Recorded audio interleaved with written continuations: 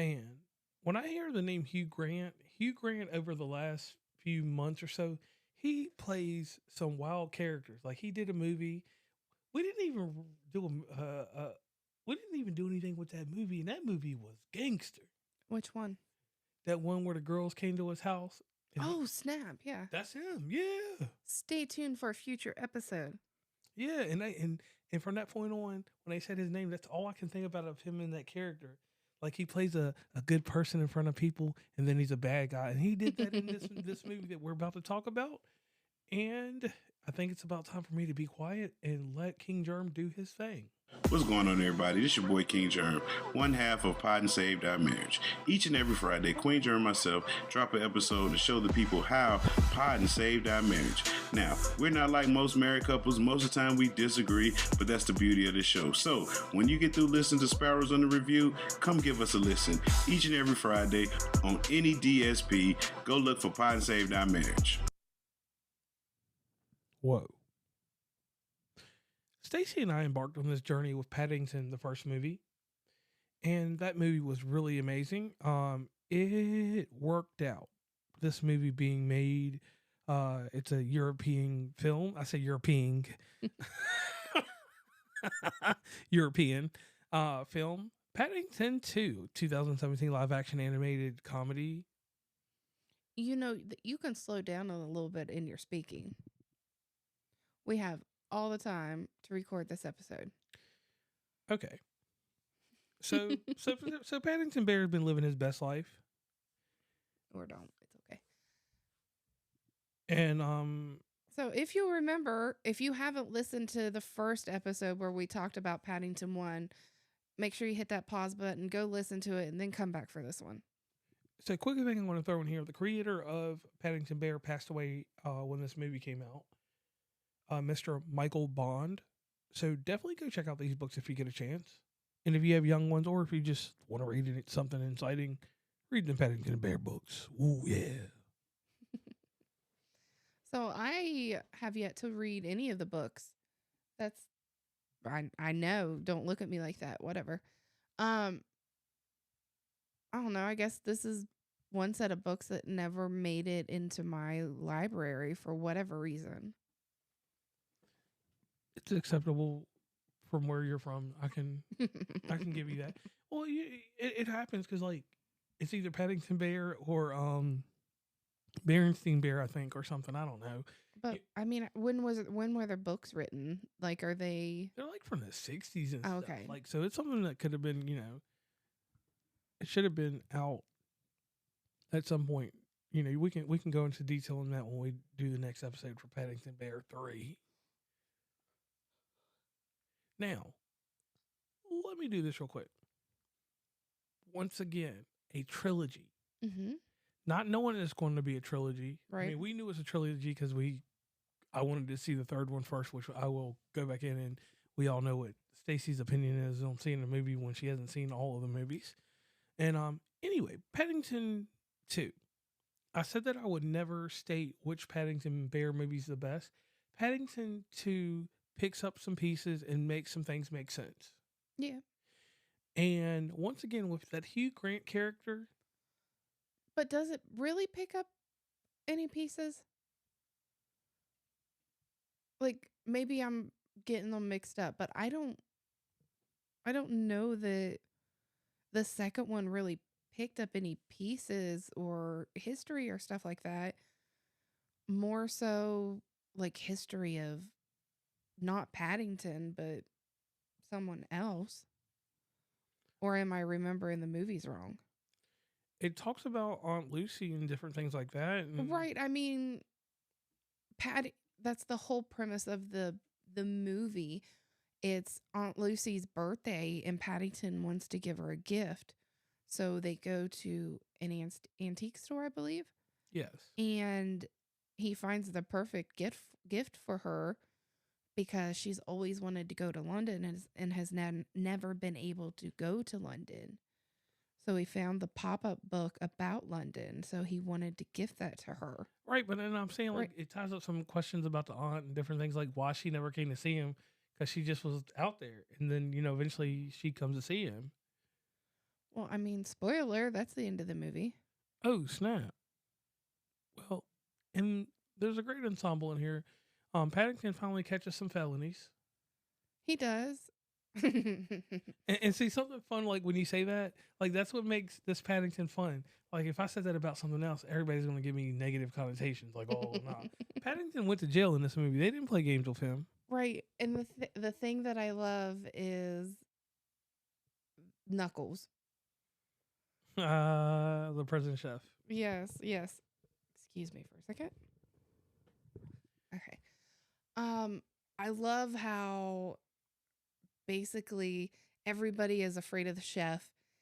His food sucks. And of course, the Peruvian bears are known for their love of marmalade. Okay. So Paddington comes in there and he shows him how to make marmalade, and everybody thinks he's going to die because he told the chef basically his food sucked. And Damn. I like how I think that this one is my favorite. I'm just going to come up and say the second Paddington movie is my favorite. Okay, and that's fair. Because it has the comedy, it has the seriousness. Sometimes it has the mystery of who the bad guy is. And I'll say for a while. I'll say one thing that I liked about it was that the movie had no crickets. It had no way of it ending. Like, you know, some movies have this a sad scenario or something crazy like that just goes on. But no, it wasn't that. And I hit the wrong button. I was gonna say that ain't no motherfucking cricket. Look, I was supposed to hit this button. Sorry, y'all. I hit the womp womp womp. He's not really sorry. He just wants to play with his new toys. But I will. Now that I know that the womp womp's there, I want to use that. Then, if a movie's horrible, I'm gonna go play the womp womp womp. Anyway, so this movie here, you know, the Browns actually they come together as a family. They get very strong. And Miss Brown is always the more tactical person in the family, right? I mean, I don't know if you would say tactical, because I guess I don't understand your use of the word, but like she's more Paddington supportive. Okay. Like he is her child basically, and she knows that he didn't do anything wrong, and so she's going to do anything and everything that she can to help bring him home sooner. Because when he was locked up, he was sentenced to 10 years in prison. Doing hard time. And the family, I mean, they were breaking and entering and doing gangster stuff to try to take care of him. A lot of felonies were committed in this movie. Right. And I think that was one of the grand points for me. It made sense because I was like, man, this is getting kind of wild. And like you said, the laughter, the joy that comes from this one. I will place this one as one of the better movies out of the series. I'm not going to say it's my favorite. I'm going to say that if I had it's a number 2. It stays in the number 2 place in the movies for me. Okay. Not going to say if 1 or 3 are better. I'm going to just say, like, with this one, I really enjoyed it. And this is one that I think that if, you know, we had to use our Doug to Asher scale, Asher wouldn't watch this one too long. Right. I don't think so. I think that he's still just a little bit too young. I feel like Luke's age would be a good point, but that also depends on your child's attention span. You know, test it out, see if your kid likes it, move on if they don't, or come back a little bit later. Put some pauses in there. But it's another one of those movies that I highly recommend watching. And if you have a chance, if I could ever do it again, I would watch them all in sequence. Like I would do a whole. I mean, we did watch them in sequence, but I could sit down. If I had to do a marathon, I could do a marathon of these movies. Right, because like I think from the second to third movie, we ended up changing work locations. So it was about 5 or 6 days, because we ended up going and just exploring Philadelphia and Jersey. Yeah, and then the third one, we'll talk about that one later, obviously. And well, this one, it just everything made sense in it to a degree. The comedy, and I know I keep going back to that. it is what will take an adult and make an adult feel good about, being a part of it. This movie, like the comic relief in it, like it doesn't have that Monty Python. It's like strictly comedy, and it's a hilarious bit. And as far as my top 200 films, I want to say the trilogy gets into my top 200. Right. This is something I could recommend up and down. I don't think it has any bad spots or the whole thing with the series. The only one that I will talk harshly about will be the third one. Right. And you'll hear that one next week. So make sure you come back. All right, and on that note, I'm JR. We ain't done. We Oh. ain't even hit the things. Listen, you're only 10 minutes in. Ain't no way you're cutting this episode off right now. My goodness. So the box office, let's see, the budget was $40 million. Before you even scroll any further, take a guess at the box office. Probably 248. 283, but thank you for cheating. I just got 283.7. Damn. Let's see. I did like the fact that they had returning characters, so it made sense. Of course, you have your Hugh Grant. Is that the one we were talking about earlier? Mhm. Hugh? Yep, your Hugh Grant, and Peter Capaldi. We won't get too much into the other ones, but those are the two biggest ones that are familiar names to us. Let's see here. I like this comment here. Grant described his character as enormously vain and narcissistic. I can see that because, like, I don't know, his character was crazy. I don't even freaking know.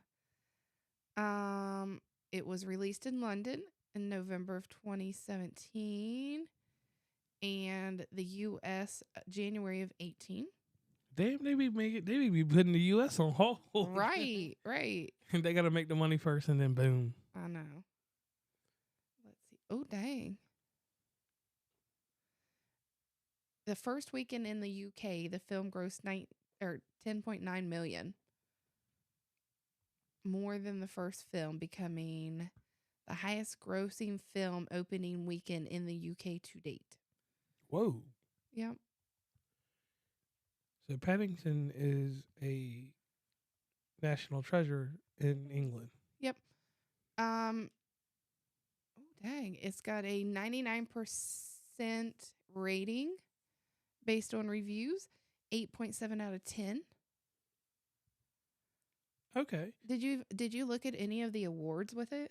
I seen it had a lot of accolades. I'll add in my little spot in a second. Yeah, it won a lot of things. Best supporting actor, best British or Irish actress. So it's got a lot of accolades. Uh-huh. Now, one thing I will say is that this movie is in a great, amazing space if you want to watch it on streaming. As of February 28th, it is on Tubi for free to watch. Okay. And I'm adding these little spots here because, like, it's hard sometimes to figure out where to watch movies. If you just search on your local Google for that, that's one thing I want to throw in there. You can find where it's at.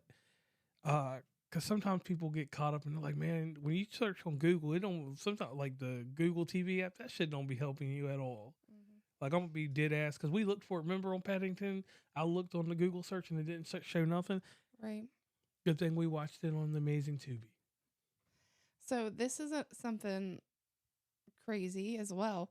Did you know they made a TV series? What? It is called The Adventures of Paddington. There are 3 seasons.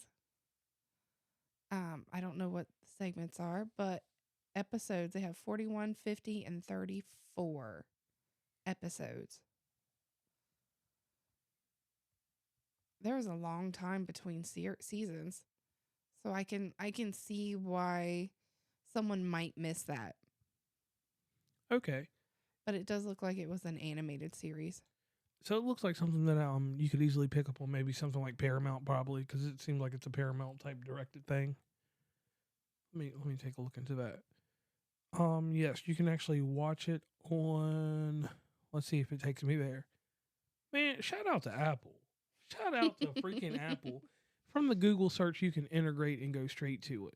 And no, they have not sponsored us, but Sparrows Under review at gmail.com is our email if anybody out there is listening. And one thing I will add about the Adventures of Paddington, it is something that is a Nick Jr. deal. Yes.